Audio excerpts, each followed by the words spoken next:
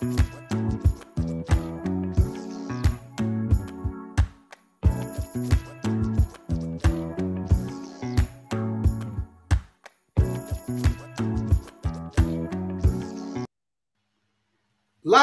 from Las Vegas, the entertainment capital of the world. Thanks for joining us on another episode of the Community Hour Social Media Edition. Bringing up our first guest. He's got social media skills. They're multiplying. And he works at Dynatrace. Ladies and gentlemen, bringing up to the stage, John J. Rocker from Trace. Trying to figure out if I should have slide in on that. That was quite the intro. Yeah, the voice isn't quite right. I'm thinking of the old Detroit Pistons announcers, a little bit of grease and stuff. So that's kind of all over the place. John, how are you doing today? I am doing fabulous. Happy Wednesday, Blake. Good to see you.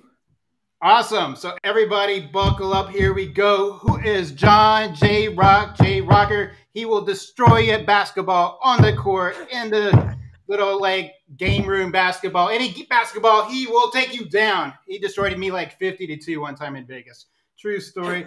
John is the director of social media at Dynatrace. And he just recently celebrated his 5th anniversary there. When you look at their social media, they're almost at 150K on LinkedIn. Oh my God. Some of you might be struggling with 2 people out there. He's also on one of the most prestigious social media institutions as a board member of socialmedia.org, lives and works by the philosophy, never stop learning, still explaining to his family that he doesn't just scroll Facebook all day.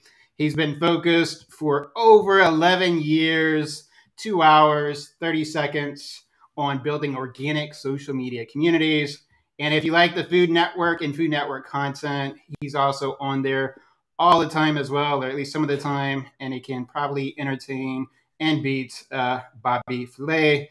And on the karaoke circuit, he's currently ranked the number 12th, or maybe it's the number 8th. I forget the rankings in karaoke, but he's up there in the world rankings for that as well. And for his fun fact, he was once placed in a headlock by John Cena and was nearly knocked out by his ginormous padlock chain. This is John. That is quite the intro, man. You're like a hype guy. I need you for everything. Anytime I go to do a presentation, I'm going to talk to folks. I mean, I'm gonna call you up. I'm gonna put you on speakerphone and go at it. Yeah, I've done that at corporate companies where I just why is Blake here? It's he's my lead intro person, just to shake it out, because it's it can get so repetitious. And the thing that we're really trying to talk about, everybody gets those monotone voices, trying to get funding, trying to get everybody excited, but they're doing it in the most unexciting, unappealing, undynamic way. So. Love it. Everyone needs a personal hype man. Yeah, for sure. It's Dave, who used to work with on another stratosphere. I just don't have enough reps out here in Vegas yet, but I'll keep going there. So if you say screaming on the strip, that's me just getting in the reps. It's still early for you. It's 7:30 there, so you gotta get there. Yeah, that's the crazy thing. Being out of the gate, you just got to be when. As you know, because you've been on so many conferences speaking with hundreds and thousands of people, it's when it's go time, you just find that light switch, things like that. But I'll just say, let's get into it. So almost 150K on LinkedIn as a business brand. And it's so weird, just over the years, I've seen holy wars with companies and agencies LinkedIn, really? We need a page? Why would we do that? And other ones where it's people are in endless meetings throughout the year. How do we get, what do we do to get success? And over here, you've actually built, in B2B, one of the best LinkedIn pages. So what would you tell people about that journey, getting to where you are today, tips, tricks, common things you're seeing people are doing wrong? Because ladies and gentlemen, boys and girls, people from around the world, we've got one of the best doing social media, and especially on LinkedIn with Dynatrace. Yeah, so it's I'm gonna say the first thing is you need patience and you need time. So as you said, I've been at Dynatrace for 5 years now, and our kind of presence on LinkedIn, I say when I came on board here was not where it was today, of course. And first things first, got to have a measurable goal. I think that's the key thing, right? Everyone, you might have leadership, you might have a thought. I've just got to be here. I've got to be there. I've got to do everything. But do you really? Does it make sense for you? Does it make sense for your target audience? Do you have the resources to be able to, implement a strategy there and keep at it? So set yourself some measurable goals at first, figure out how you're going to get that success measured and identify what that means to you, whether it's follower growth, whether it's engagement, leads, sales, whatever it may be. First things first is what you got to do. You got to just make sure you have something to be working towards. The thing that I loved about LinkedIn as well, right? You can't have fun on it. It is a business platform, of course, but you don't have to be monotone, if that even is applicable for like social media. Kind of have that same just uninteresting kind of like tone of voice, not doing anything unique. Get a variety of stuff posted up there. And that's what we've kind of done at Dynatrace, just continually try out new things, see what works, what doesn't work, how can we pivot, how can we adjust. And that, probably filters into the next things, just like testing. Social media is continually changing. I like to say that I am not a guru. I am not an expert. I'm just someone trying to figure it out every day like everyone else, because that's what we are probably going to be maybe seeing with Mr. Musk and Twitter. There could be things that change like on an instant.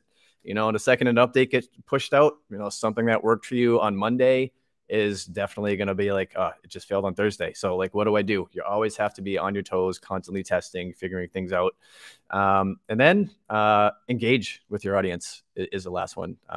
Sometimes I think we forget the first word in social media is social.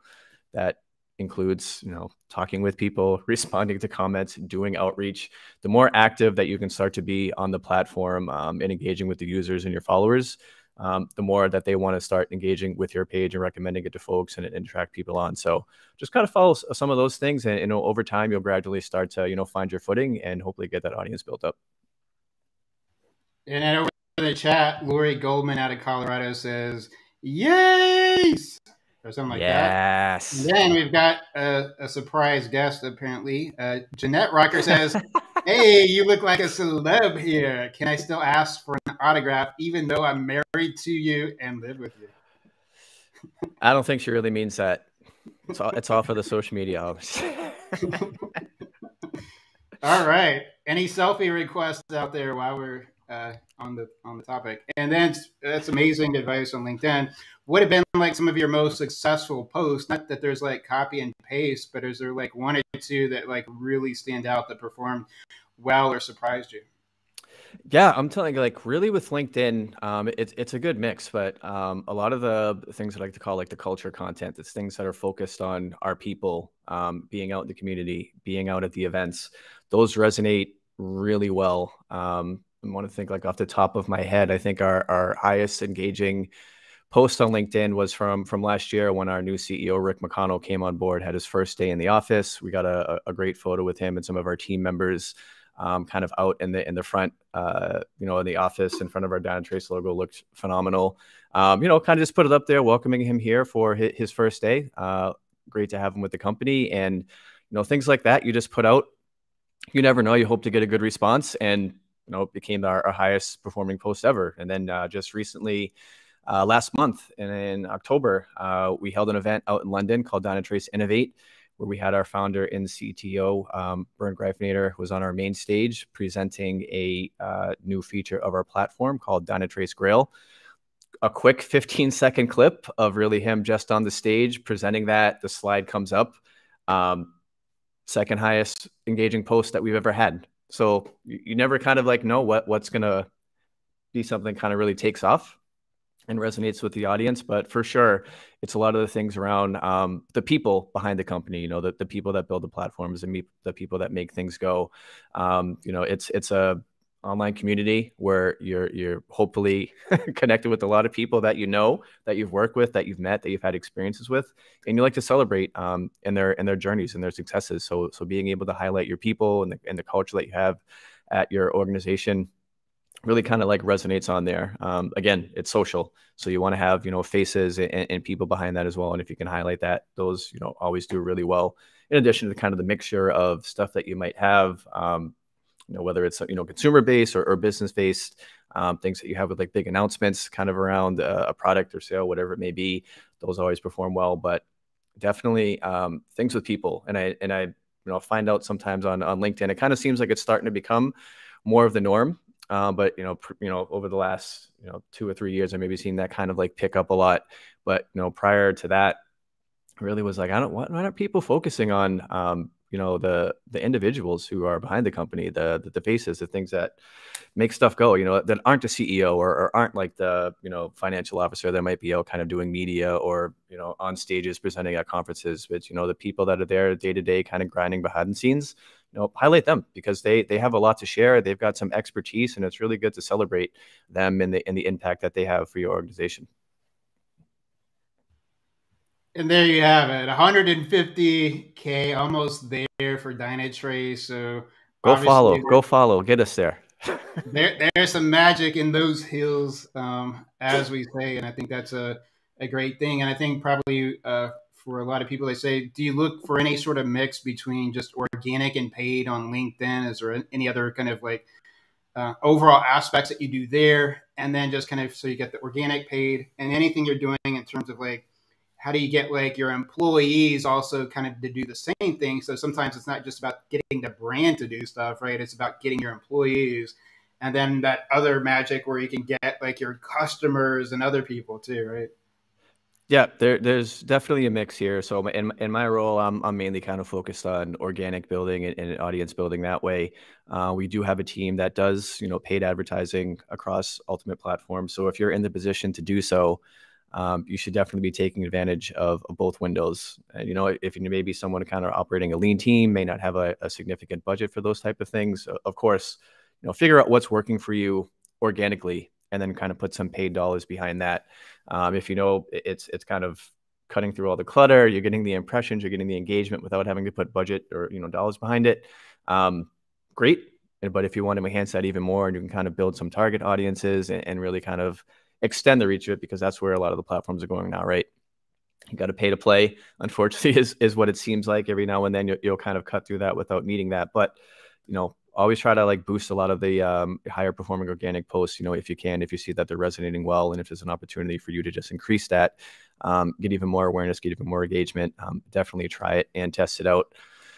Definitely getting your employees involved is huge.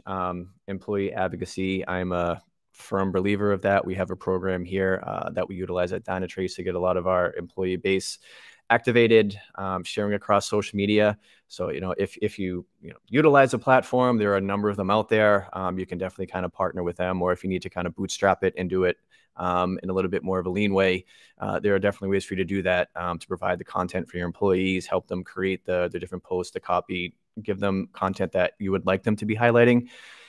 Anything that you can do to take away the barrier that some people may have with wanting to share on social media. That's one of the biggest things that I've heard. It's like, I just don't know what to post. I don't know what to say. I don't know if I'll get in trouble for doing that. So, you're the expert in their eyes. So be a resource for them, help them out, provide them with the content, get them up to speed. And generally, once they get comfortable and familiar with it and they start to see the impact, they'll just, it's like repetition. They'll just start to do it. It'll become a regular part of, their daily or their weekly cycle as they're going through their workday. And I'm always saying, there's only so much that I can do organically. I can think I'm doing the best job in the world, but really, when it's coming from a one-to-one connection, it really just resonates a lot more. So there is significant impact from getting your employees, kind of activated on social media. We've seen tremendous results here at Dynatrace, just with our advocacy program that we have, and it's really become a really key piece of our organic social strategy.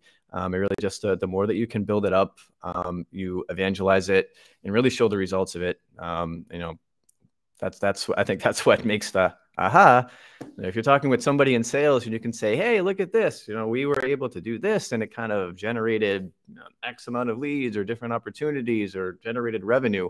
When you start to talk in their language about how it's easy and how it can actually be beneficial towards them in the organization, it's like, all right, all systems go. Let's do it. And the same thing with your customers. And as you talk about like building a community, if you can get them involved in wanting to amplify things on social, and sing your praises, that's just something that no amount of money can really buy, that kind of publicity and goodwill for you. So if you have customers who are enjoying the experience, if you have people in your community who have like working with you, they feel like they're getting a benefit from it, and they just go out and they can evangelize that themselves on social, without any prompting. It's like, hey, thank you, really appreciate that, but just make it easy for them to do. And I think that's like one of the amazing things that I hear. People go like, wow, everybody at Dynatrace is so savvy in social media. Like, what in the world are they doing? Because over at my brand, my company, it is just a dumpster fire. And so many companies still have media training, right? Media training is a lot of companies require before you go out and speaking. But social media, so many companies, there's no training. The kind of this big wiggle room between bad and good is like, woo, it's like, so it is good to, to have that, I think, social media training and ambassador program, but just the overall, what you're doing there, it's like, it just feels premier. It has this luster that you just don't see without there. It's just, everyone feels so effortless, right? Because there's some that I see do it, and it's like they're just copying and pasting like a press release. It doesn't sound anything like them at all. And just the people there just effortlessly embodying, like talking to customers and stuff. So just high praise to John Rocker for what he's doing over there. I would say, I just want to I'll piggyback off that, right? What you said, like copy and pasting. I think that's one of the biggest things. And I'm on my soapbox. Like, don't, speak the way that you would to your following. Like if, you know how we talk with each other, Blake. So if you saw me posting something on social media, you'd be like, what is that? I've never heard John use that word in his life. So really just be authentic and be yourself. You can kind of play with things. Sometimes people hesitate. I don't know if this sounds right. Should I change something up? It's like, yeah, go ahead and do it. And, come to me if you have questions. That's what I'm here for. I tell people we've got Slack, we've got Zoom, we've got email, we've got phone numbers, we've got pigeon carriers. I mean, we can literally, I'm not hiding. If you need help with something, you just, you're uncomfortable, that's what I'm here for, to try to help you, walk through that. And that's, one of the probably the biggest piece of advice I think I can give to folks who might be in the social media position. Just make yourself available to folks, because a lot of people they just don't know, or they might be a little bit hesitant. They just need someone to kind of just help them and talk them through it and give them that confidence. And, that should be one of your, biggest responsibilities. Just give people the confidence to be able to get on social media, feel like they have something to provide. And, kind of once they do that and they get the feedback and they see, that, hey, I tweeted something and the world didn't end. That's how can I keep doing this? How can I keep it up? Yeah, that's absolutely great advice. And we got a question from the chat. So Sean B. Pasternak asks, is there a particular kind of content that resonates best for a social advocacy program? Excellent. Hey, Sean, good to see you, hear from you.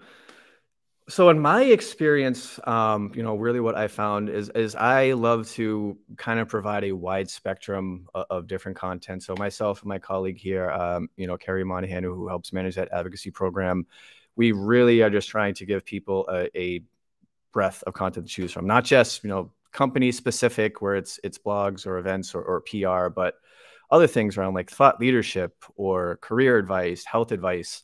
And honestly, it's usually those things around career advice, maybe, particularly as we've gone through the last few years in the pandemic, stuff around, mental health or physical health, and making sure that you're kind of taking care of yourself as we go through this kind of, new era that we're in. So a lot of that content that people can relate to. So we're in a B2B space. We're a software technology company. Maybe a lot of people don't really know about artificial intelligence or Kubernetes or DevOps. It's just not for them, and it doesn't make sense. But we're all in a career. We're all attempting to figure out how to be a better employee, a better leader, whatever it may be. We're obviously all hopefully looking forward to taking care of ourselves physically and with our mental health. So a lot of that content, I feel, is stuff that really resonates because it's evergreen. It's applicable to everyone. It makes sense to them. And it's something that they can take and immediately apply to help kind of, better or improve themselves. And it's also something that they might be, very easily able to share with their own community. So they can kind of repurpose that, send it off to a colleague, maybe post it to their own social media channel. And, it really just helps extend the reach of that post that's coming from, our advocacy program or one of our employees. So it's great for us and it's great for the individual. So, again, having a good mix, of course, is valuable, but really, a lot of those topics that some people don't focus on, like, maybe that career advice or the health advice, are some of the things that generally seem to have the highest engagement across the board because, again, it's something that's relatable to everyone. Great question there, Sean. And so imagine this scenario, John. You're giving a commencement speech. Your audience is new social media professionals and other people that are like, should I choose a social media career? And so these could be people that could be watching this on YouTube years, decades later. What sort of advice or kind of inspirational halftime locker speech would you give the people coming in that for that confidence and everything else? What would be that? You don't have to do like a 10-minute speech, but what would sort of that speech look like that you would give them? Can I break into the Al Pacino, Any Given Sunday, life is a game of inches? That's always one to get people fired up. I would probably say, you have a unique opportunity to drive change within an organization, in your role, whatever you may be doing on social media. Just thinking about what you're doing, you're across all the different channels. You're at the forefront listening to customer feedback, positive or negative. You're kind of seeing what's going on with competitors. So you have a lot of information that's, coming your way. And whether you're in a B2B software company, if you're in financial services, if you're in retail, it's pretty incredible to just have that much of information so you can maybe start to pick out trends and have this information that you can take back to your leadership and say, this is what we're seeing. The response around this has kind of been negative. We maybe need to change it. How can we, get in front of it? Or this has been wildly popular. We should be doing more of this. Or this competitor just, it was a meltdown today. Maybe there's an opportunity for us to kind of like reach out and be able to help other folks. So I don't think a lot of people get to walk into a company on day one and be able to say, what I'm doing today might be able to, kind of help us change course a month from now. So there's a great opportunity for you. There's a lot of like power in there. So if you're someone who really kind of enjoys digging into those things and feeling like social media has the potential to, promote positive change, then you're making a great decision. This is the right role for you. I would also say with that, even though you do have this kind of unique perspective, it's sometimes still a little bit hard to get a seat at the table. With social media, it's come a long way, but it's probably still like in its infancy stage when compared to other aspects of marketing. So if you don't get that seat at the table, just sit in the middle of the damn table. Put yourself there, because what you are seeing, what you're going to be saying, it has value, it has meaning, it has purpose. And again, I think if you've decided to get into a career in social media, you're passionate about it because you feel like, again, it has value, it can promote change. So carry that passion and don't lose it. And let that kind of be something that drives you to, get that seat at the table, because you have that knowledge and you're going to have a lot of data behind you. And right, that's one of the biggest things. What do I have that can actually prove what I'm saying has meaning, and we should be doing this? And you have all that at your fingertips. So use it, be passionate about it. And I think, one of the biggest things with that passion is if people can see that this means something to you, it's valuable to you, it's contagious and it carries over. So eventually you can probably get out of the middle of the table and you can get in one of those nice cushy seats and actually start engaging in those regular conversations. And last, don't be afraid to swing and miss. That's that goes back to testing, which if something's working for you, like I said, it might not work the next time, or it might not work the time after that. So you have to be willing to put yourself out there, do some testing, and take those big swings. And if you miss, you're not unlike anyone else who has been in this role. So don't hang your head down, don't feel defeated, learn from that.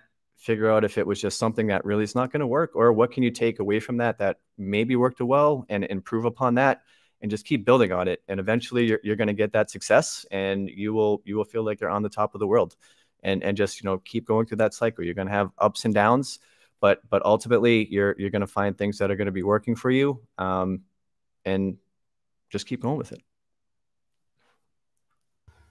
And the crowd goes wild. Woo! All right, let's run out to the field. Amazing. And that's just an amazing point. And then there's, for those out there that will say, hey, I'm just struggling to find peers like me, right? I'm connected with all sorts of family friends, but I really don't have like social media peers, like working in B2B or just doing the similar things. If I'm at work talking about Kubernetes and DevOps, I don't have friends like that. So there are organizations like socialmedia.org I can join. What value would I get? And is there any other stuff that I could be doing to connect with like similar peers as a professional out there? Yeah, absolutely. Excuse me. So socialmedia.org, it's a fantastic organization that's really consisted of folks across multiple industries that are really dedicated to social media. So you're going to be talking with folks who, know the grind, know the struggle, are dealing with the same type of challenges and everything that you are. So that's extremely beneficial, to be able to have that perspective and have that group of peers and colleagues that you can participate in calls, online discussions, connections, where again, you're really talking apples to apples. So it's not, you say something maybe around like a metric, and it's like, wait, what is that? What is that? What was that acronym? I don't really understand. So you don't have to explain stuff to anybody. You're really kind of on the same level, and you can really dive in and learn a lot, from each other, again, with, what you're struggling with, how you overcame something. The different platforms are like always changing, or they might have different connections that you don't know. So they're able to place you in touch to find out more. I've taken a lot out of it, being a part of the organization for a few years now. And I would highly recommend, if anyone is in the space and has the opportunity to be able to join, you will find immense value out of it kind of immediately the moment that you're involved. But then again, if you're not involved in the organization, or can't really get signed up for it, LinkedIn has a great community of different groups and channels that you can join as well for marketers, social media folks. I'm a member of kind of a number of those, and again, it's a shared safe space for people to go through and share their experiences, their knowledge, be able to connect with different folks. And, things like you're doing with this, Blake, these are also great opportunities to be exposed to do individuals that are, kind of doing a number of things around social media or community. So if other things like these kind of pop up, whether it's like a meetup, whether it's live streams, get out there and join and attend them. It's great to just make those connections and be able to have additional resources for you. And if you are going to any events, whether it's in person or hybrid, those are, fantastic as well. Obviously, there will be people, of course, leading breakouts and workshops that might resonate with you, that you can kind of connect with offline, or just out there networking during the events in chat rooms or happy hours, whatever it may be. Get out to the events and just get a breadth of experience that you can, because we're all kind of chugging along here, but we all have our own experiences and knowledge that we have kind of gained. And the more that we can share and help and kind of amplify it, it's always, pay it forward. Lots of people kind of helped me get to this point where I'm at in my career, and I would love to be able to do the same thing for others. And I'm sure there's millions more like me out there. So just get involved, online, socialmedia.org, LinkedIn groups, kind of follow things on Twitter, based around social media. There's always folks chiming in there. No shortage of people that you can probably reach out to and connect with and start following based off of the things that they're writing about. And yeah, that's what I would say about that, as Forrest Gump would say. Nice. There is a good post, I think it's on Instagram, that SportsCenter shared, where like people recreate there's like a Jenny with the Forrest Gump guy. It's like, oh yes, he just went zooming by the screen. It's like a 2 second clip, but it's like so bright. It's like just 2 seconds. It doesn't make any sense, but as a video, But it's it's great. perfect. It's perfect. Awesome. And once again, it's 8:04 a.m. here in the entertainment capital of the world, Las Vegas, or it's like sometime a lot later in the day on the East Coast in Atlanta, the Boston Celtics might be the future champions, things like that. And we are here today with special guest John Rocker, Director of Social Media at Dynatrace. And John, I was just going to follow up on the one thing. So asking you about any fun or crazy stories because we see sometimes somebody will have you'll see a company post on social media. Sheila, you're having a very bad hair day, realizing that somebody out there accidentally posted not on their account, but like on the brand account, and it's like a lot of places have those stories. I was like, is there any fun or crazy stories I can even talk? I was like, probably not. But for you and your kind of history of social media, is there any kind of fun or crazy or maybe even inspiring stories that you would like to share with us? I would just first off like to say, and I think this table it has wood particles maybe, so I'm going to knock on it. I have yet to tweet anything like, a Celtics rant during a game to the Dynatrace account. I'm pretty good about trying to make sure I'm looking at the right page. But it is kind of humorous when those things happen and just the comments. It's like, hey, X brand, you okay? It's like, what happened? I'll just kind of keep it safe here, and I will say I'm very surprised still at how many folks across social media who may kind of self-identify as working for X organization, whether it be on LinkedIn or really particularly Twitter, how quickly they seem to forget that they have identified themselves as an employee of X organization, and they just get into these epic rants back and forth. There was one I came across a few months ago where it's like, this really didn't have to escalate this deeply, but then they just kept going, and then company accounts were getting tagged and leadership at these companies were getting tagged and brought into it. And I'm like, this is just a bad look for you as an individual and for the organization. So it's like, it's kind of boggles my mind how those still spin out of control and how those still happen. It's like, you get a handle and you get behind a keyboard and it's like, I'm going crazy. I've got no responsibilities. I've got nothing to lose. But in actually, you kind of have a lot to lose. You got to be smart. And that's, one of the number one tips that, if I'm kind of chatting with folks new to the organization or kind of people coming in wondering about how to use social media, I'm like, be smart. Like, internet's forever. I mean, we see it all day, every day, from, someone like myself up to things that we've seen with celebrities over the past few weeks. It's like, what you say takes a second. It's going to get screenshot, it's going to get recorded, and it's going to be there. So, we advocate that for our children, like, if you're going to be on social media, don't do X, don't do Y, don't do Z. And then us as the adults, like, we don't need to do that. And you kind of fall into the same trap. So I'll save the crazy stories maybe for community hour after dark. But there's no shortage of just how many people really just seem to forget and kind of go crazy and getting into these discussions and just are not smart, and it ends up really negatively impacting them or potentially their organization. So still crazy that we're many years in and it still happens. Yeah, and one of the other interesting thing, just working in community or social media or both, whatever the case is, not even just like on social media channels, but we almost become our own figures. And so it's kind of tough sometimes is that if we're going to the grocery store in an airport lobby, people come up super excited. We may not know who they are. And we still have to kind of be on, right? And this bubbly person, things like that, because people could have their camera recording, right? And so you don't want to be out there like on Twitter. Here's this frumpy John, frumpy Blake. Ooh, are they having a bad day? They can't talk to people, right? And so just sometimes it's just like in this new world of just knowing like when you are in these more high profile roles, It may not be fair, but when you are at these public places, like people could be recording you. Like when I'm wearing like my Dynatrace hoodie back in North Carolina, I go to the grocery store places. There's a lot of developers and people that in IT that work there, so they would be like trying to take photos of me and other stuff, and just talking excited, and I would have to just all right, and just try to be this like nice person, and part of that's like you don't want to be like one of those people that shows up on social media that goes viral. Yeah. So it's kind of a crazy profession in that regard, right? I would say 100%. Absolutely. There's so much that is, now public with everything, social media, and everyone always has their phone for good or bad.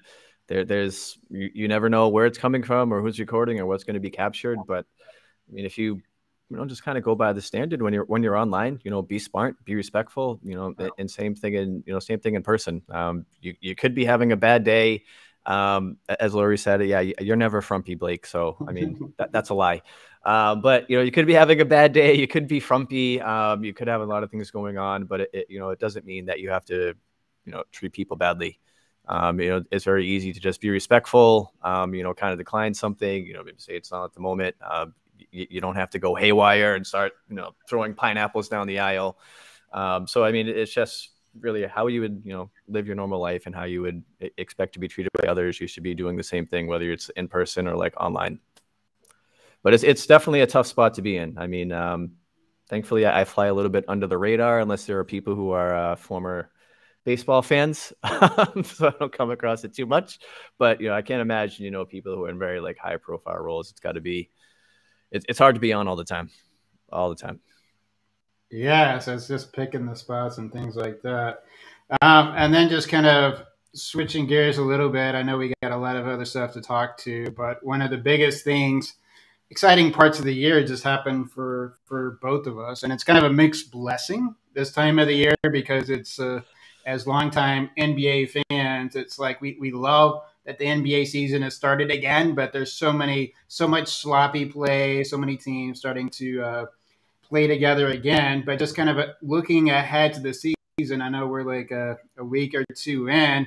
Any sort of thoughts or predictions for this NBA season? And I believe you're just a huge Boston Celtics fan. So what are your kind of thoughts there? And which team's going to tank the hardest to try to get this Victor kid who's like 7'6" or 7'7" and plays like Allen Iverson meets like Dirk, So what do you think? I'll start there, and I will say I feel the Lakers they're going in tank mode. I mean, they're going to try to pretend that they're being competitive, but the way that they've started this year, like I don't know, are you really into it? I mean, I think I mentioned to you, I feel like Russell Westbrook will be gone by the trade deadline. Anthony Davis is going to get hurt naturally, probably doing something awkward, and then LeBron will shut it down midway through the season. So they'll finish with maybe like 22 wins, try to really kind of take it in there and get that first pick. I'm extremely surprised that after all the moves like Danny Ainge made in Utah, that they've been playing as well as they had. So it's like, wait, what? You've traded away like your cornerstone pieces, and you're right now at their start of the season. They look pretty good. They're playing hard. But it should be interesting to kind of see who lands in that spot. But I really feel like it's going to be like the Lakers really kind of trying to get that number one spot, get like another piece in there because they're getting older. They need something to go ahead and start with that next generation for that next push for the Laker legacy. My Celtics though they're looking good. I'm going to temper expectations. Obviously, the start of the right before the start of the season happened. Everything with Coach Udoka was kind of crazy and confusing. Was really kind of figuring out how they were going to start the season, but they've looked really tight so far. Looks like the Jays are taking that next step again. Both playing at all NBA levels right now.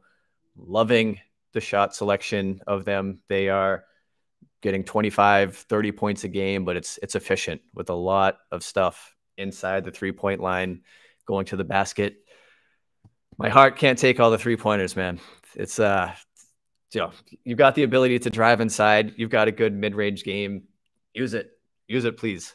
So I'm feeling confident about them making another deep run as long as everyone stays healthy. I'm enjoying the trials and tribulations happening with Golden State right now. I not looking good for them long term. That stuff with Draymond at the start of the season, I mean, that's going to have a lasting impact. It kind of seems like it's gotten them a little bit rusty out the gate, and we'll see if Klay Thompson can come back to form or if he will just keep going back and forth with Charles Barkley. Very easily distracted instead of playing the game. It's kind of engaging with the media. But, yesterday, of course, right, we hear the rumors with Steve Nash being fired in Brooklyn and maybe them trying to get Udoka away from Boston and coming on there to coach. But I don't know with all the outside distractions for that team if they can actually pull it together. But, if they happen to get a new coach and, the players want to focus on basketball, that can be a dangerous team. But the East is pretty stacked this year. And I know, Luka is doing some good things out there in Dallas, and hopefully they can make another deep run. I would honestly love to see a Celtics Dallas NBA Finals, because those games between them are always like, right down to the wire. And then Luka comes along with a step back three every freaking year and just wins the game. But seeing them go like 7 for an NBA title, that would be a tremendously entertaining series. And I would pick obviously the Celtics in 7 with the home court. All right. Our chat has crashed on me, so if you're doing chat, I'm going to try to get over to YouTube to look at that, so I can always look at the YouTube chat. But always fun on the live stuff, and it's kind of interesting for just with as you kind of see the progression of like NBA teams in terms of the rebuilding to the great, where it's going to, I forget they were talking about it on the Mavs broadcast, where you lose big and then you start to lose small, and then you start to win small, and then you start to win big. But really, for me, it's like with, at least for the Mavericks, I think it's like the missing piece to me isn't necessarily a player. But when you see the championship teams where just regardless of kind of the score, but kind of within range, but in that final 5 to 6 minutes, right, they just kick it into this like championship beast mode, like in the fourth quarter.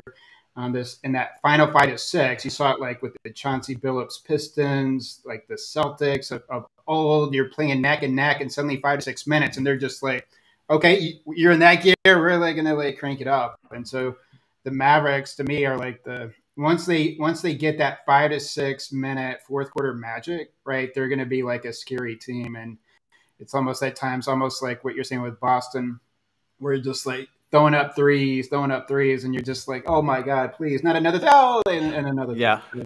Oh yeah. My family knows it's Celtics are on. There's going to be a lot of pacing. I mean, the finals last year it was just a mess. And I was fortunate to be able to snag some tickets to that game 6, and Celtics started off so hot. Arena was like popping. We're like, all right, they're going to push it to 7, and then like you said, Golden State just came out with that championship medal. They settled down and they put together a run, and that was it. Nothing more heartbreaking than seeing another team celebrate a title on your home court when you're like, we should have won this. We should have won this. They've been there before. They had the experience. They held it together, made a few extra plays, and that's the difference. Yeah, definitely. And one interesting thing that I'll just note here on the NBA season, I really, it's tough to know. It's like what teams are going to be hot and not have like injuries with key players, and which teams will find this like fourth quarter final 5-6 minute beast mode, next level stuff like that. But I'll say one thing: if you're a basketball fan, just kind of a thing, and it might seem obvious in retrospect, but if you ever go to a Dallas Mavericks game early, like just seeing basketball for like my whole life, because I came up to really through Michael Jordan, and we had the Mavericks, and we had great runs with the Lakers back in the day, like took them to game 7. So coming up with that, the old Reunion Arena, but you think you've seen it all, but just like in that 30-minute pregame warm-up, watching Luka's shot selection and doing. Oh no, we've lost Blake. Nothing like doing a live stream, folks. So I'm not sure what we should talk about. I can keep talking about the NBA. I see you, Lori. It's okay. We'll get through. We'll get by. So if there's any questions anybody has, we'll wait for Blake to come back on. It is the J Rock Show. Should we rename it? That's a great name for a show. I don't know. What do you think about Blake and I just doing like an NBA podcast? I think that could be pretty interesting. I think we can definitely carry it, though. I would have to get a good jacket. I will say my wardrobe does not consist of a nice sequin kind of gold jacket like Blake has. And as we say it, here he's back. And back, hopefully. Nothing like doing live shows, right? Yeah, it's always interesting to get kicked out of just like absence. But well, in your absence, I think I may have just committed us to doing an NBA podcast. So just wrap that around, kind of think about it, let it marinate, and we'll come up with a good name, and we'll get that kicked off. Yeah, and I don't know where I kicked off, but I was just essentially the TLDR was welcome back. Like Luka just like in the pregame is doing like basketball shots I could just never dream of. Just the creativity, it was just like so inspiring to see like the shot select. You think you've seen it all, and just like so just such a breath of fresh air. If you ever go to a Mavs game, get there, like watch that 30 minutes when he's out there. It's just like so rewarding and great to see our first guest of the season, Carolyn, in our chat. It's we've got two of the best in social media, like one in chat and one up here live. So pretty cool to see Carolyn from Badass. And sorry for the difficulties there. But I was going to ask just before we move on, is any memorable Boston Celtic memories or NBA stories kind of just growing up that jump out to you? Oh, goodness. What was it? 2000, might have been 2003 in the first round, Celtics Pacers. Game 3, I think it was. Celtics made like a 20-something point comeback, and I mean you can just go like right to YouTube. So I was at this game, so angry. I think I honestly lost my voice in the first quarter because I was just yelling at how badly they were playing. So third quarter comes along, clock is winding down. Again, just go over. You can just Google it. Paul Pierce, was Al Harrington, I think it was, from that series, right? Paul's bringing up the ball. Clock is winding down for the end of the quarter, and he's just there jarring like right back and forth with Harrington. He's just dribbling, and he's talking that stuff.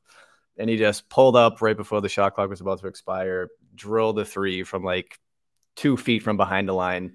Crowd was going crazy, and that was just super awesome. And then 2008, after they won the championship, I was there for opening night when they raised the banner.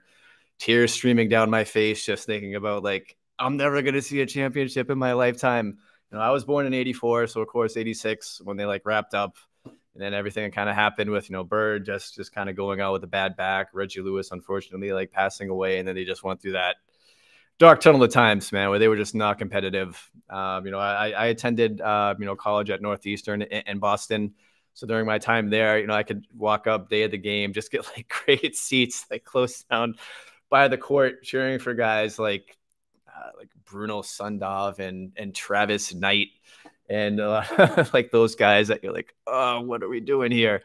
But so seeing them like win that title, in 08 and being there for like the ceremony was just like super awesome, like unforgettable experience. So those are two great memories at the Garden. Vlade Divac threatening to strangle me in the crowd was also like a great memory. I was, kind of down by the court. I was riding him like all game long. He was at the free throw line. I forget what I said, but definitely there was a lot of there was some choice language sent my way. Little gesture. It was like, that's awesome. Vlade Divac just threatened to strangle me. I'm in his head. Yeah, and all these years later, I think I think he's one of the ones that's fumbled a lot of draft picks that he could have had. So he's doing pretty well, I'm pretty sure. But yeah, it was great to chat a little bit on the NBA stuff. And so it looks like Lori and Carolyn are going to start a sewing podcast, if I have that right, the sewing knitting podcast. in our absence, so we can take credit and residuals for that. So And I'll also say the Winning Time HBO show is not it's not accurate at all. They took a lot of dramatic liberties within that, so don't take that as fact. nice. And then just kind of, just that we have you on today. It was great, like hearing you talk about LinkedIn with one of the best efforts that are out there. I think it's probably one of the most untapped channels, especially for like B2B brands when you're doing it right. But and then you're doing like just all the ways that Dynatrace employees are doing it, the way you're doing it is just like amazing. And another thing that I really don't see with brands with social media is that, and I've been at like, I forget how many like Dynatrace user conferences, but one of the things I love is just kind of like you've woven in like social media awards, like where you're bringing in engaged followers and customers through your efforts. And I think I was like at this party at like Cosmo, if I remember right. And then they had like VIP perks and you had like the photo ops, and it was kind of really amazing to just kind of the way that you're weaving in people like through social media into like in real life events, but also giving them like rewards and recognition. And I was just like, wow, like I was really curious just to kind of learn more about like what you are doing there and thought process, because I was just like, that was like so inspiring to see like what you're doing there. Yeah, that was I think like 2020 now. I think that was our last in-person perform. So we're super excited. We just opened up registration early this week for 2023. We will be back in person in Las Vegas at the Cosmo. So I'll hopefully be able to catch you then as well, Blake. But yeah, for me, it's like, when you're out of the event, it's always, of course, being in my role, you would love people to just be socially active, sharing about their experience, talking about the sessions, everything that they're enjoying about it.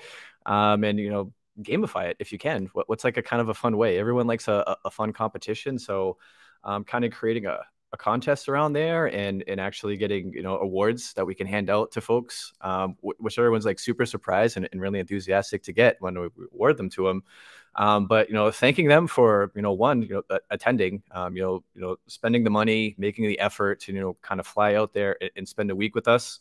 To kind of, taking in everything that Dynatrace has to offer at that event. So just another way of, thanking them for being there and then thanking them for being involved and engaged across social media, making that commitment to be on Twitter or be on LinkedIn, Instagram, wherever you are, sharing stuff out about your experience, using our hashtag, which you want people to be using, of course, to just extend the reach and awareness of the event. So it's always really cool. And it's a great opportunity, for me to be able to meet these folks. Again, like in person, some of them I engage with for maybe like a year, across our Dynatrace social media, and then being able to connect with them like in person and just say, hey, thank you. Thanks for being a great advocate, for following our channels, being a great voice for us, and building those connections and those relationships. And if we can kind of give them an award for that, it's fantastic. And we did some fun things when we had to go virtual, kind of during the pandemic and stuff. And had some cool initiatives around that where we had fun contests. So our events in February, we created some things which are inspired by, the Academy Awards. So, virtually a best dressed, best virtual background, best viewing experience, best supporting viewer, things like that we can kind of send out awards to and just have fun. I mean, everyone's at home. Everyone's been doing these virtual events. So what are some ways that we can kind of liven them up a little bit? So those are things that we kind of created around there. One of the really cool things that we did was create a limited edition bobblehead of, a figure of our Davis Artificial Intelligence, which is kind of core to the Dynatrace platform. And we hid them in the background of different sessions and just ask people, like, where's Waldo, but virtually with this. So like, where's Davis? And people can kind of participate. And we sent out these bobbleheads. I think we had a very limited production run. It might have been 20. And to this day, I still have people asking about, those Davis bobbleheads. So it's kind of really cool to be able to do fun stuff like that. And again, just testing. It was like, we have no idea if this is going to work, but everyone's stuck at home.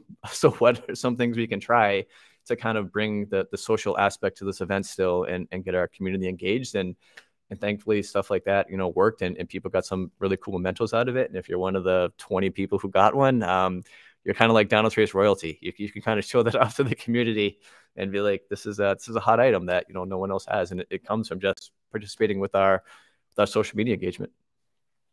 And just like Chris Labs on one point, so I just like this memory is like stuck in my head. I think it was the closing night party. I forget where it was at the Cosmo, because I'm usually thinking of the barbershop with the secret secret bar and things like that. But one of the things that was amazing, just that just stuck in my mind, is like it looked like you had like a special VIP section for like the social media award winners or for some of the big people in social media, and they looked like they were having the time of their life. And I never recall seeing a brand do that. So do I have that right? You had kind of like a little VIP or some sort of experience or section for them?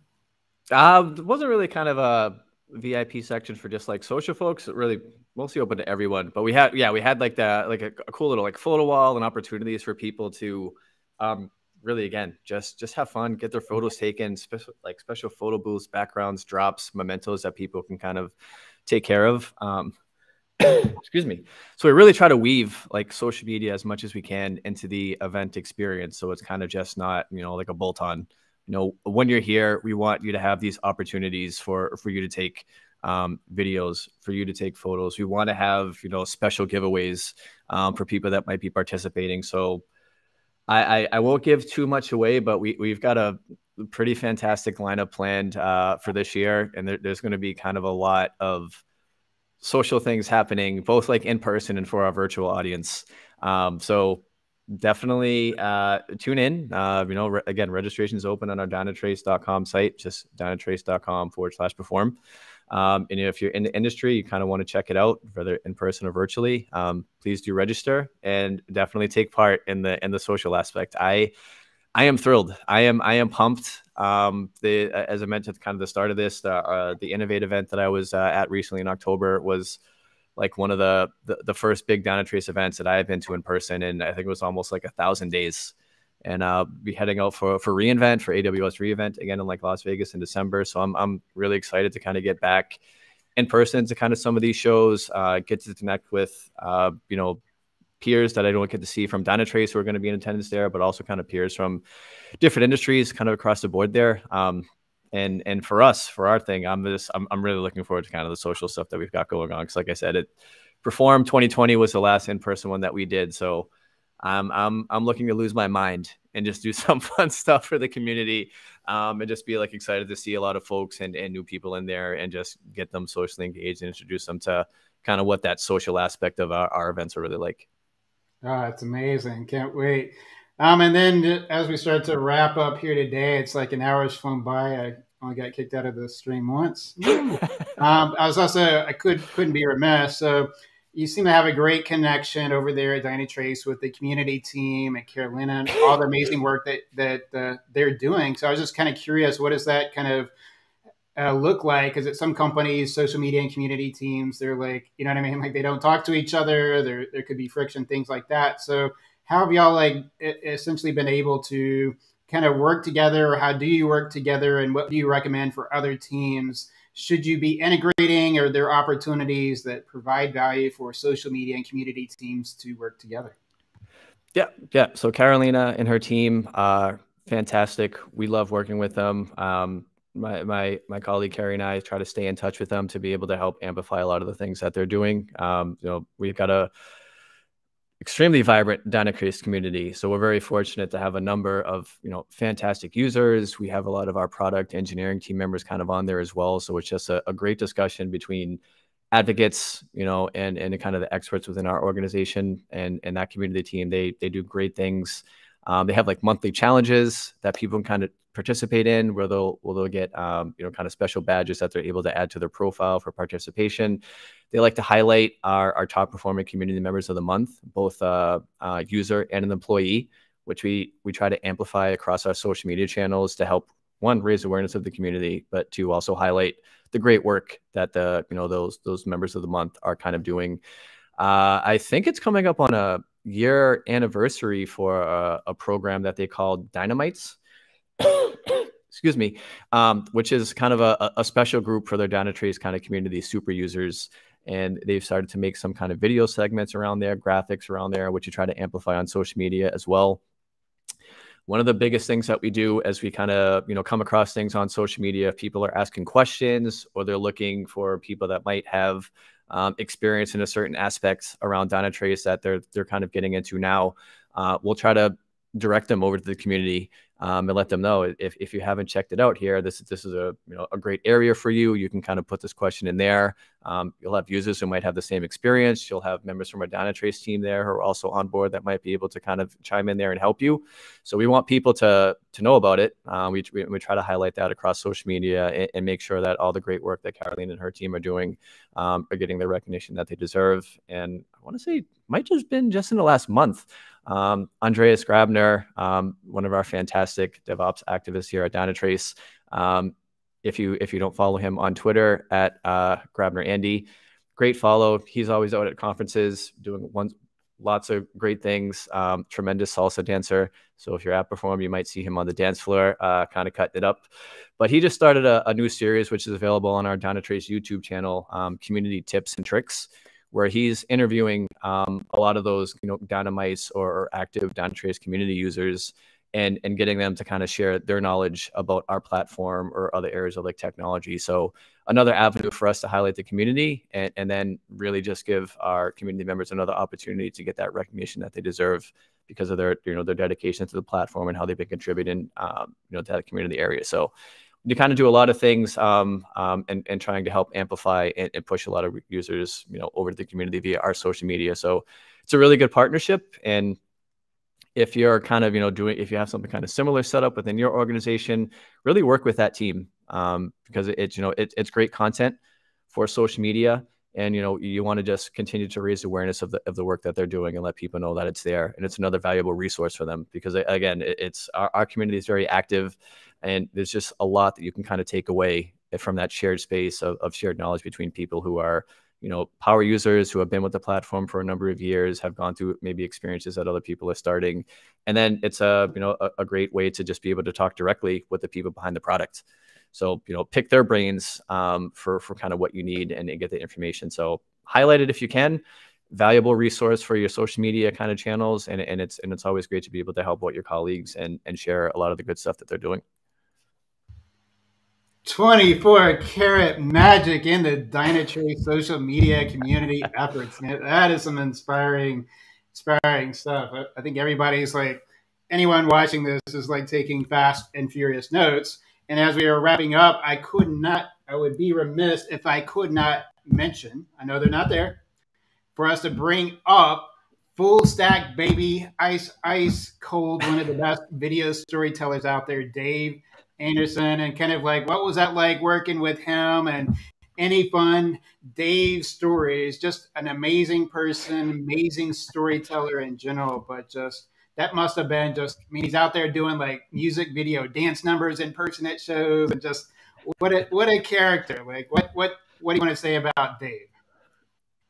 Dave is fantastic. That's really all you kind of say. No, it was a great experience kind of getting to work with him, learn from him, and really, he's one of the greatest people to actually be like an advocate for community and, making those connections and making people, want to learn more about your organization, want to start to work with the people there. He had such a great personality, was really fantastic at, making connections with folks and being a great evangelist for the organization. But really, I think one of the biggest things that not anything that's kind of like tangible, like measurable, but just showing you like how to have fun at work.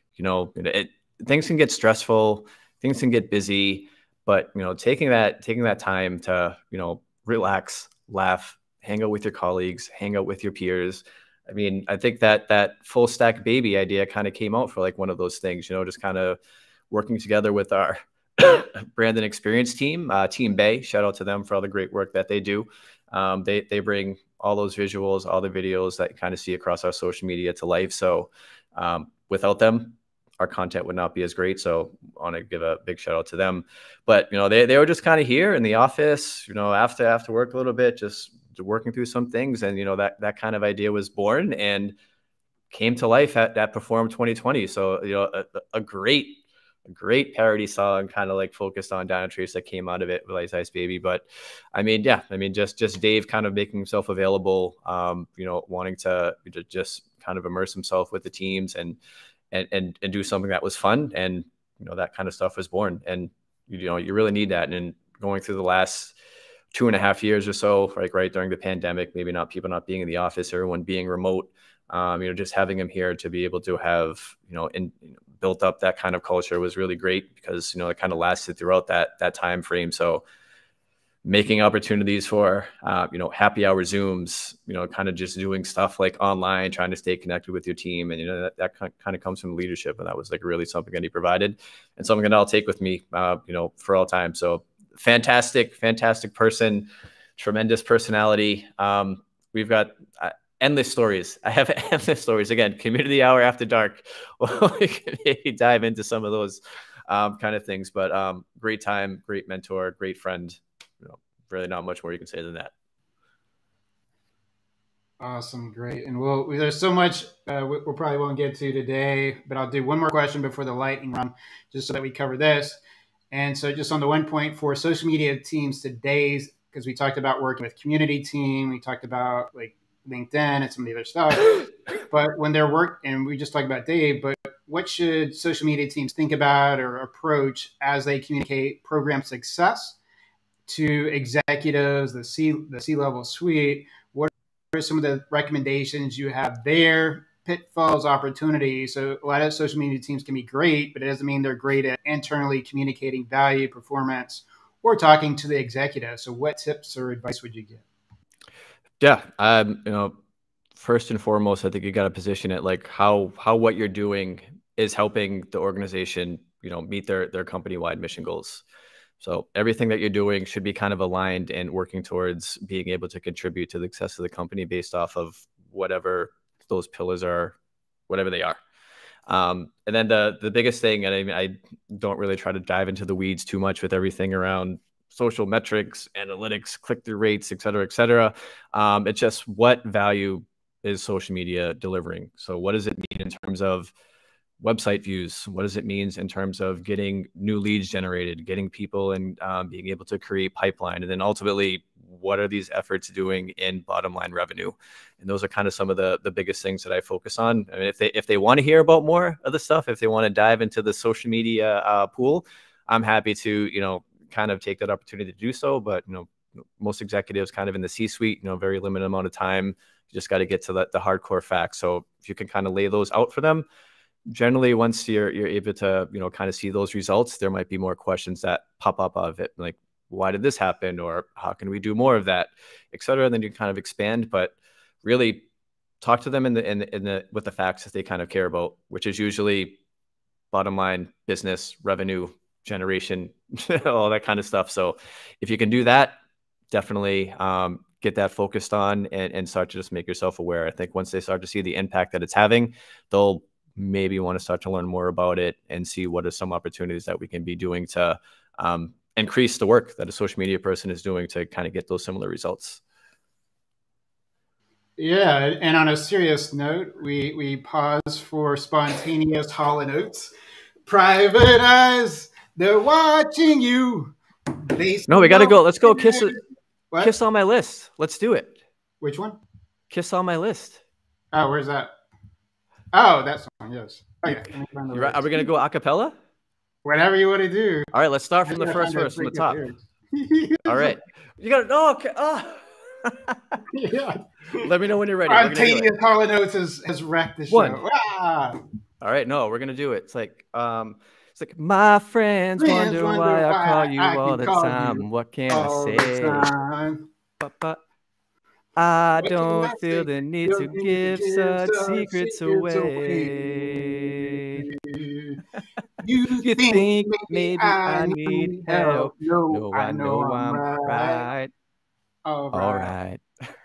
I'm just better off not listening to friends' advice. Everyone, when they insist on knowing my bliss, I tell them this. When If they they want want to to know know what the what the reason reason is, is, I only smile. When I when lie, I tell my lie, wife, then I tell them why. Because your kiss, it's on my list. because Because your your kiss, kiss I is can't on my list. resist. Because your kiss is on my list. Because your Of the kiss best is things in on my list. life. I Nailed think it. that's it.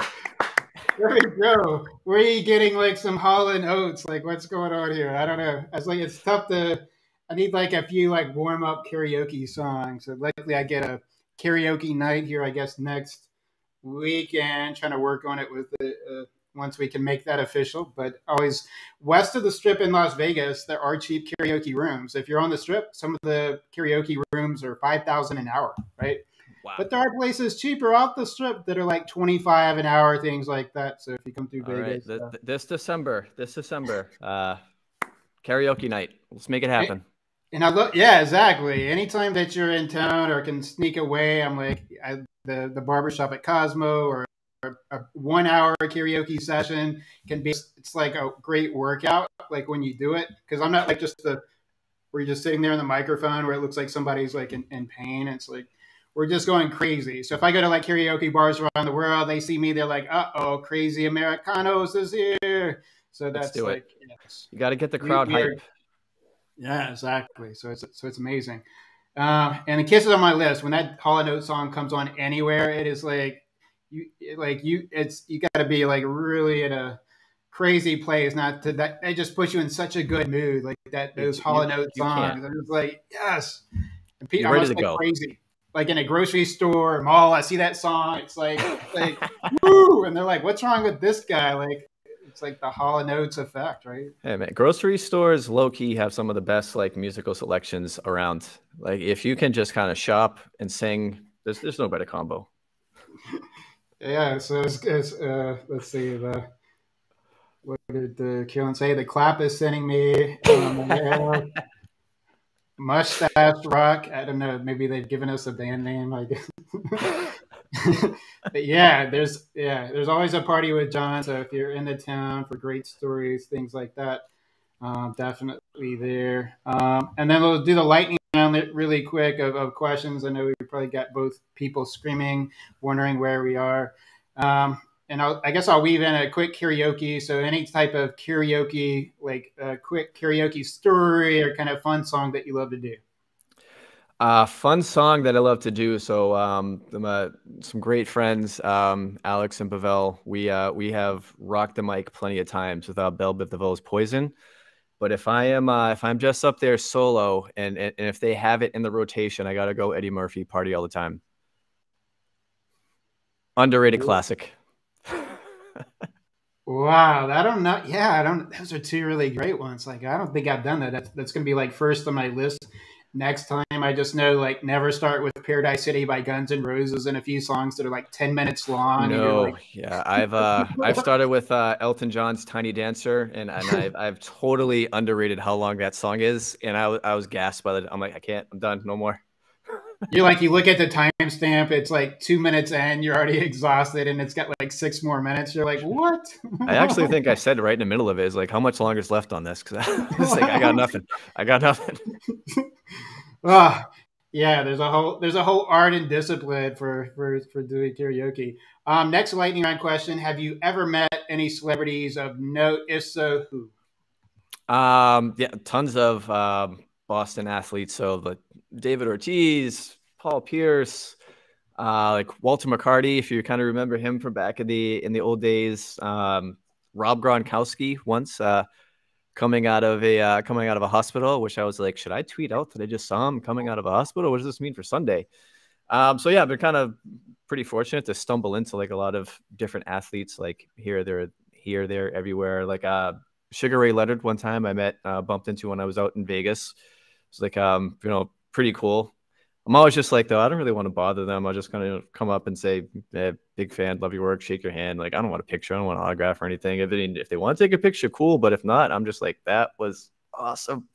Anyway, but yeah, so those are kind of a few of them. And thankfully, a lot of them have been like local idols who I've like grown up watching. So it's been pretty cool to kind of be around them and have an opportunity to say, you've made my life great. Thank you.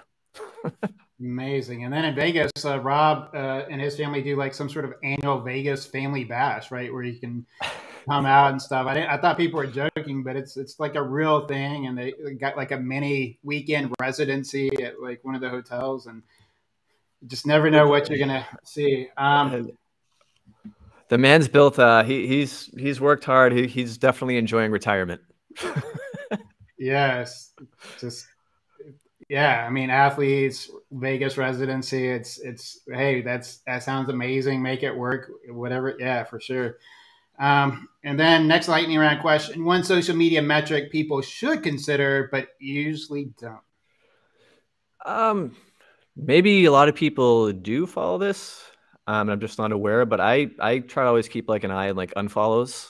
I know everyone's kind of always concerned with follower growth, but I'm always kind of looking at that chart and see like, did we have a huge dip here? And if we did, if it's, like an anomaly of like, oh, usually we have maybe like one each day, maybe like two here or there, but then it's just one is like 40. It's like, whoa, what happened here? Like, was it something we posted? Was there like an algorithm change?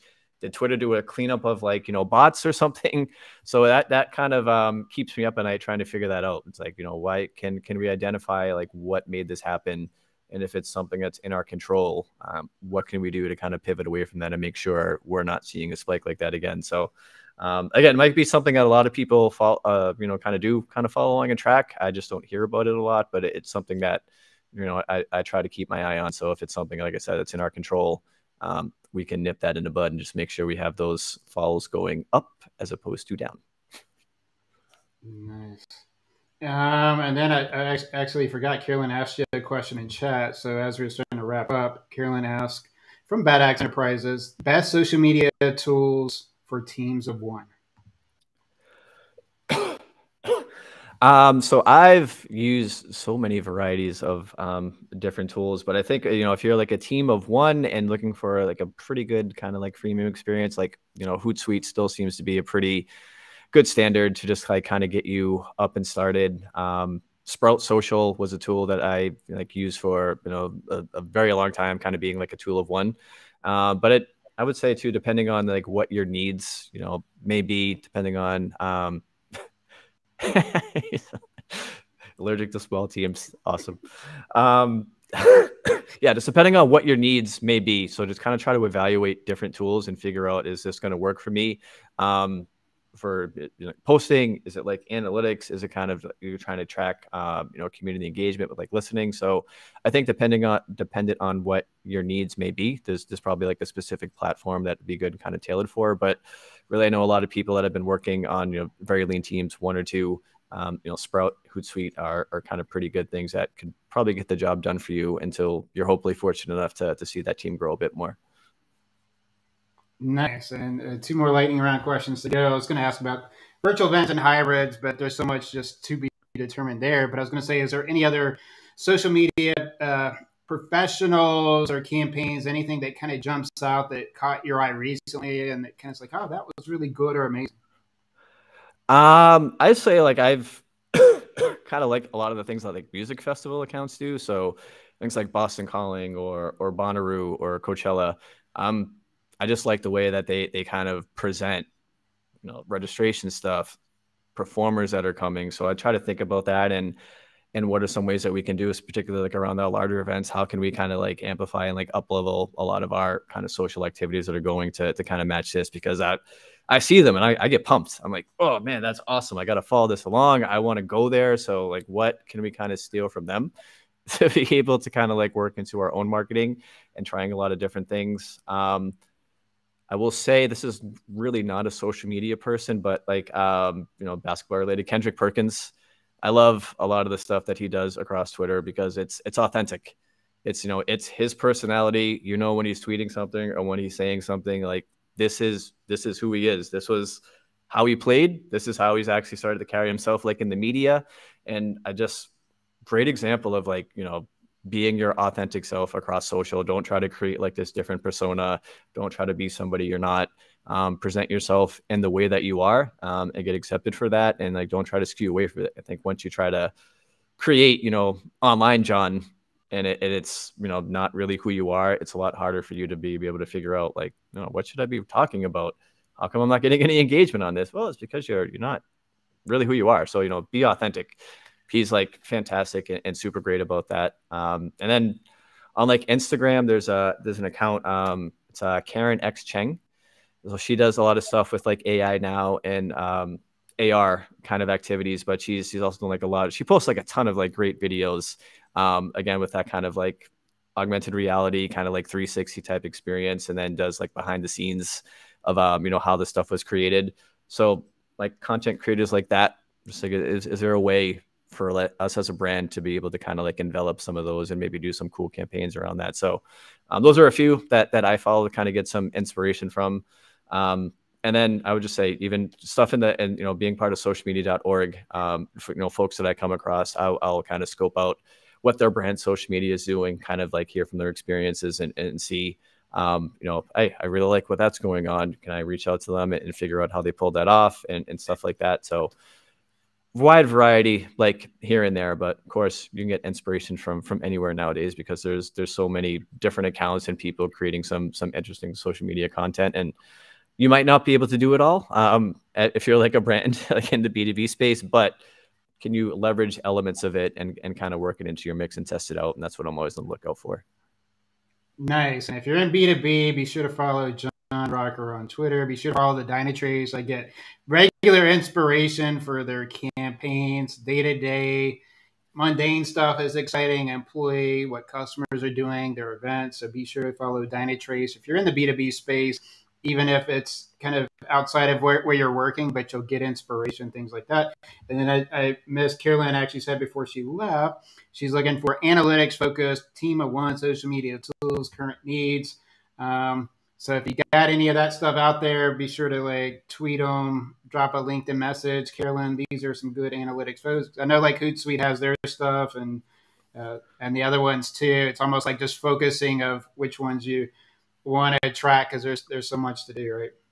Yeah, everyone has their kind of own personalized needs. So, you know, once you have those identified, it's a lot easier to probably pinpoint maybe the best tool that works for you. But if anyone has any questions about anything, I think you dropped my Twitter thing in there. I'll just warn you, Celtics are playing tonight, so you might see a lot of tweets going out during that hour. But otherwise, yeah, reach out to me on Twitter, send me a LinkedIn request, send me a message. I'm always happy to connect and chat, be a helpful resource in any way that I can. So don't be strangers on social media, because we want to be social on there. And then the last lightning round question, kind of wild lightning round. Any songs, bands, streaming shows, movies, TVs, anything of late that might be off anyone's radar that you thought was cool or interesting that we should be checking out? I'm going to tell you, I've got nothing for you now. So I've got two kids, 14-year-old and a 14-year-old daughter, 4-year-old son, and a lot of my time is watching a lot of kid shows on Netflix. So if you are down with like some children's shows on Netflix, I can tell you, Karma, fantastic show. It's kind of like hip hop, urban based, where she's like, her and her friends are like these rappers, DJs. And then there's Ada Twist Scientists, which I love. I think it's like produced by Michelle and Barack's like production company. So yeah, if you feel like being an adult sitting down watching some cartoons at nighttime, which, hey, it's sometimes you just need to kind of decompress and do so, I highly recommend you check those out. Nice. Darkness falls across the land. The community hour close is at hand. Creatures crawl in search of blood to terrorize y'all's neighborhood. We have come to the very end of the community hour. We had Hall and Oates. We had so much social media gold, so it's good we had the gold branding from John Rocker, director of social media over there. They've got their Perform event taking place in Las Vegas at the Cosmo. There's the Rock. There's a barbershop with a hidden bar in it, but they probably have so much fun things to do. So be sure to check that out. Check out their social media. Check out the Boston Celtics game tonight. I don't know who they're playing. They are playing the Cavaliers, so it's a revenge game. Woo. Let's hopefully they actually pull out the win this time, but don't give up like 240 pieces to their backcourt. We'll see. Yeah, it's tough sometimes on just on some of the teams, just in terms of like there's just one that was tough to get motivated and get up for, but you know they're motivated to play you, right? There's like a rivalry game, things like that. So it's always good when there's a little bit more on the table. Yeah, thanks, Lori, for joining. But Thanks, we Lori. will wrap up here today. We covered so much ground and talked to you so much. Sorry for the technical difficulties. Any final thoughts or anything else you want to say as we close out this Wednesday, November 2nd, 2022? Mr. John Rocker. No, just thank you for the invitation and having me, Blake. I always appreciate talking with you. It's great to always get on, connect, chat, social media, NBA. So appreciate you kind of putting this together. I enjoyed season 1. Looking forward to season 2 so far. You're doing great work. You're a fantastic individual, and I appreciate you. And don't forget when Hall & Oates comes on the grocery store, the other places, remember to embrace that Hall & Oates songs, have some Just fun, let it out. let your hair down. If you got a karaoke room around you, go get like a 30-minute hour, just sing your favorite songs, things like this. And just, if anyone ever needs recommendations, like, yeah, send me a DM, LinkedIn message. I've got no shame. I've done too many songs. So if you're ever in a pinch, just I'll get you covered. Yes, full stack baby to go community hour episode 3 of social media episode with the director of social media at Dynatrace, board member at socialmedia.org, a legend in the making, John Rocker. Thank you so much for joining us today. I appreciate you, Blake. Take care, everyone. Have a good rest of your day.